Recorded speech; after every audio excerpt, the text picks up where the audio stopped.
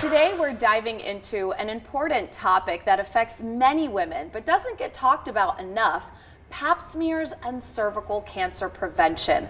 It's something that can quite literally save lives, and yet there's still a lot of confusion out there about how it works, when to start, and what happens if results come back abnormal. Joining us now is Dr. Marguerite Brathwaite from Innovative Women's Care to break it all down for us. Marguerite, thank you so much for being here. Hey Jessica, how you doing? Good to see Wonderful. Good to see you. We've got our pink on today. All pink. I love it. I love it. Well, let's kind of start with the basics. What is a pap smear, and when should women get one?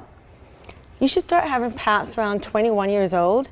Back in the day, we used to do it a lot earlier, but now that they found out that your body can actually rid the virus, if you have a strong immune system, they pushed the age back to 21 to give your body an opportunity to try to resolve it on itself. So you can start getting paps around 21. And pap smears is basically when you come to the gynecologist and we take cells from the cervix to see if there's any abnormal changes that, if left untreated, that can turn to cervical cancer. You know, over the years, so much has evolved with HPV and how, doctors navigate through it. So what is HPV, and does everyone get tested for it? Okay. HPV is the human papillomavirus. It's a sexually transmitted infection. Yes, it's 95% the cause of cervical cancer. So cervical cancer is almost considered like a sexually transmitted disease. So everybody does not get tested for HPV. So up until 30 years old, you'll get your pap smear, and if your pap smear is abnormal, then they'll co-test you, get a reflex test for the human papillomavirus. But once you're 30 years old and over, every time you get a pap smear, you should be co-tested with HPV. Well, the word abnormal can sometimes freak a lot of people out. So what happens when you get an abnormal pap smear come back? Right, so abnormal doesn't mean that you have cervical cancer.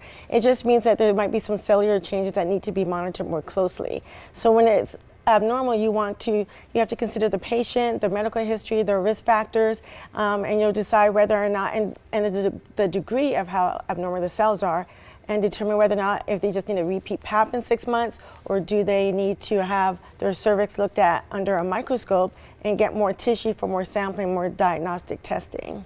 You mentioned 6 months, so what is sort of the follow-up after an abnormal pap? Yes, so depending on the risk factors, and some risk factors are,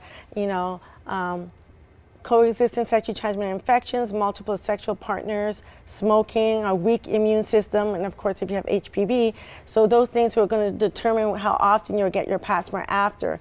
And depending on the grade of changes of the cells, it will determine whether or not you just repeat your pap in 6 months, or you're going to get your cervix looked at with a microscope and a biopsy, and then you might need to have some removal of those cells so they don't progress to cervical cancer.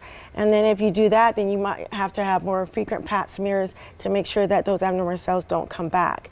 And that will be determined with the gynecologist based on all those factors, how often you come back, anywhere between 6 and 12 months after you have an abnormal pap or colposcopy or a surgical intervention.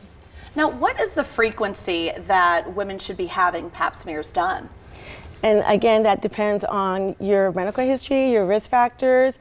It can go from one every 3 years if you have a few normal paps in a row, or even longer if all your pap smears have not been normal, every 3 to 5 years. But that doesn't say that you don't come to your gynecologist. You should still come to your gynecologist once a year for your annual exam, and whether or not they do a pap smear would depend on your history, your risk factors, and whether or not it's needed at that time. And we were talking about prevention. So how effective is having these pap smears done when it comes to prevention? Besides, the pap smears are there as a screening tool to pick up abnormal cells. Prevention is going to start with whether or not you decide to get the HPV vaccine. You can do that as early as between 9 and 12 years old when your immune system is the strongest. And now they're letting you get the HPV vaccine until you're 46 years old. So you still have an opportunity to try to block some of those strains of HPV that can cause cervical cancer, as well as protected sex, not having multiple sexual partners, having a strong immune system, things like that. Yeah, Dr. Brathwaite, thank you so much for joining us. You always have such incredible insight. Thank you so much. Thanks for having me. Of course. If you're looking to learn more information on all that we've discussed this morning or to schedule a screening yourself, just head to innovativewomenscare.com.